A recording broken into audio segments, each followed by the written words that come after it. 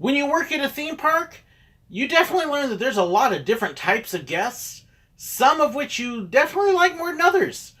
These are my favorite and not so favorite types of guests.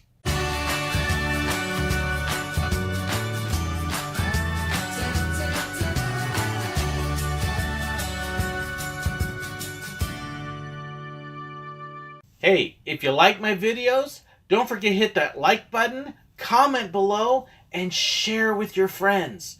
And if you're not getting notifications, make sure you hit that bell next to the subscribe button so you can get notified anytime there's a new video.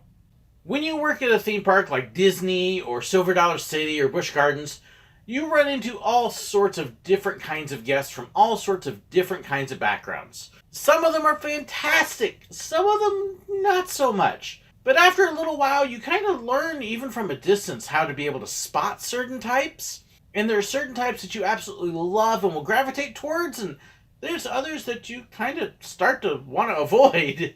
This would be my favorite and my not so favorite type of guest.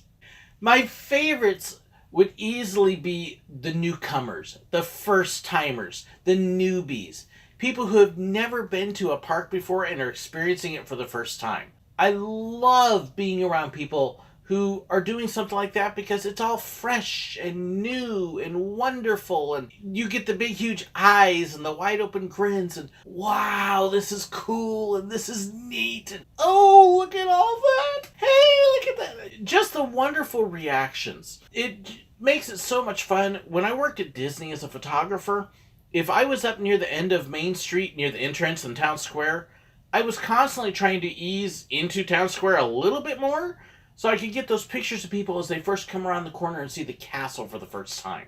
Didn't get too many of them because it was a tough picture to get, but just so neat when you see people walk around and see the castle and wow! And it sinks in that they're actually there.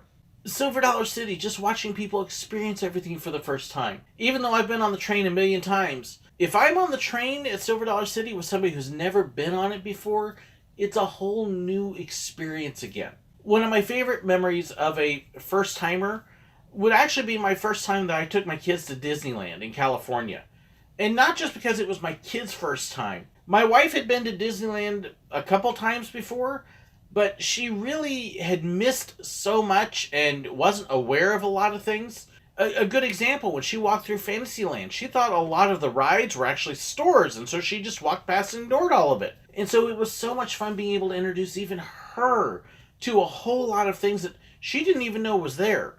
Welcome to Disney for real. Even after you've been to a park a lot, it's a lot of fun to be able to go back to the park again with people who've never been there, and then you get to introduce them and see it again through their eyes. For me, after working at Disney for 2-3 years, it still was magical, but hey, you get to know everything and learn everything, and you start taking a lot of it for granted after a little while. Well, then when you get to go with somebody who's never been there before, all of a sudden you get to again experience it fresh and new because you're sharing the experience with them. And that was just so cool. Now, one thing I would strongly suggest for newcomers, especially once to Disney, if you can find a guide, somebody who's been there before and knows what's going on, it makes it so much better and will save you a lot of the clueless moments that, unfortunately, a lot of people do have. Hey, been there, done that. That was one of the things I absolutely loved, was being able to take my friends who'd never been before. And hey, I'll kind of be your guide and bring you through, and they get to experience all the wonderful parts.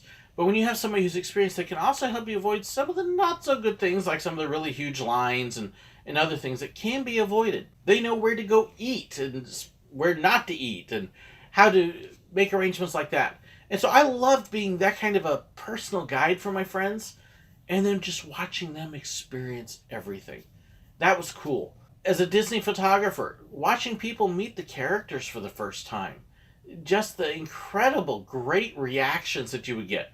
And I've done whole videos about the way people would react to the characters, but that was some of my favorite things, was being able to watch new people, first-timers, meet somebody for the first time and just the incredibly great reactions. Kind of the opposite of that, though, was another group of people. Every park, every big thing has their fans. love fans. Fans are awesome. Fans are the ones who know a lot about a subject and really enjoy it. But out of every fandom, there comes another much smaller group that I will call the fanatics, if you will. I love fans. Fanatics, they're annoying. So how do you tell the difference? Well, a fan will be somebody that in their excitement may gush something like, oh, I remember this part of the story when you did this and it was so cool. A fanatic is, well, y'all know that at that part of the story, they were doing this and you thought that? Well, you were wrong.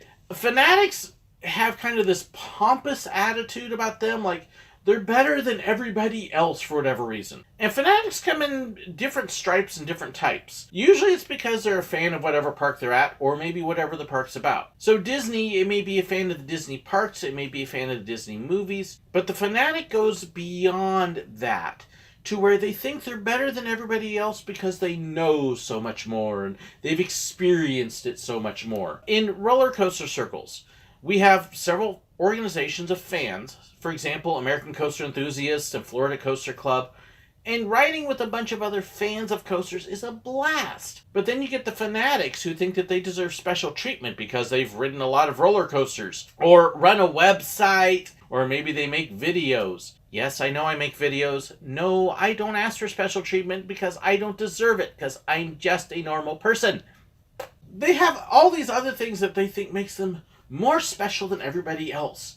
And so therefore certain rules don't apply to them and certain other things don't apply to them. They ought to be able to avoid all that because they're special. That's a fanatic. They're the ones that, because they know so much more, they expect everybody else to kind of flock around them. And honestly, they're annoying. When you're an employee and you run into one of those, they're the kind of person that just drives you nuts and you really kind of want to smack around a little bit. Okay, I know, not a great attitude, but they do that to you. They're the ones that try to tell you how to do your job when you're doing what you're supposed to do. If you want to be a really tacky person, try to go tell an employee how to do their job when they're already doing it, especially when you don't have a clue but think you do. It does not play well. They're the ones that try to tell everybody else how to do things. Now, I have to admit, I have to be careful because there are times that I will start to fall into that. Having worked at parks and having experienced a lot of things, I will hear people talking in line, especially if they're first-timers, newbies, and I want to step into the guide role, and sometimes instead of stepping into the guide and being helpful, I start to step into the fanatic role and end up being a pain and a jerk and stuffing my nose in where it doesn't belong. It's a fine line to walk sometimes. There's not every fanatic necessarily wants to be a fanatic. They think they're being a fan and being helpful, and really what they're doing is they're intruding and being annoying. Generally, the attitude is a lot of what's behind it. The fanatics at Disney, they're the ones that you would hear referred to as the pass holders because they would usually have annual passes. They would leave the P off of it, and that would be a way to kind of describe the attitude that some of them had. They are the ones that when a line is set up in a certain direction, they want to be able to skip the line because, after all, they've done this before, why should they? They are the ones that are so proud of the secrets that they know that they have to kind of lord it over everybody else. And like I said, especially with employees, they're the ones that really makes an employee's life miserable. I can remember on the train several times, we had people who would come down. We had a lot of fans on the train at Silver Dollar City. A lot of them. We had a couple that were fanatics that thought that they should get special privileges to come over to the exit gate just because they had been there a million times and knew somebody. Sometimes we made accommodations over at the exit gate. Not always. It was actually supposed to be for the disabled access.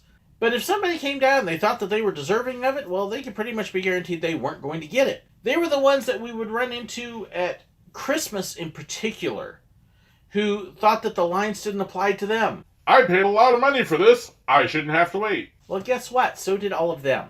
They're the ones that you would run into with tour groups occasionally, especially with the private tour guides. You'd see this more at Disney than you would at the other parks, where people would pay a lot of money, and that's great. They pay money to have a tour guide, and with that tour guide, they would get to skip some lines and get to move around.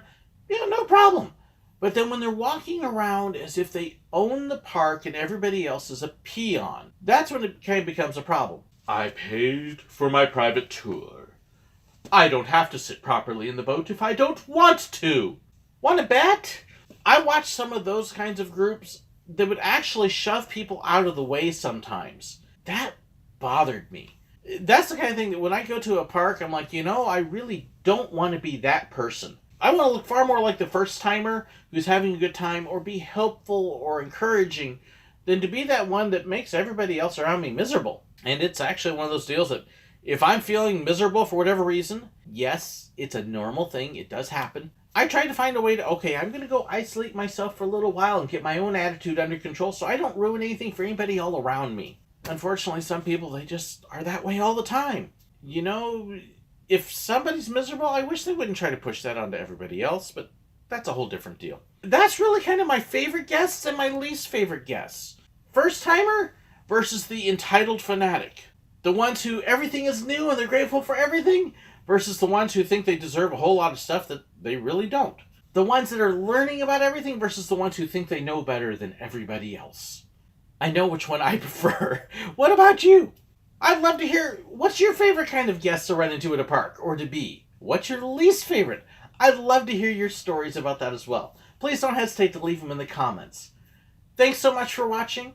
Hope you enjoyed this and give me your feedback. Thank you as well to my patrons. I am so hugely grateful for them. My patrons are awesome. If you want to know more about supporting me on Patreon, check the link below or at the end of the video. Be sure to look below as well for links to my Facebook page, Facebook group, website, Reddit, Discord, merchandise, and all that other stuff as well. Thank you so much for watching. So this is my favorite, that didn't come out right. They are the ones that, hey, I've always done, okay, that illustration completely did not work. Bleh.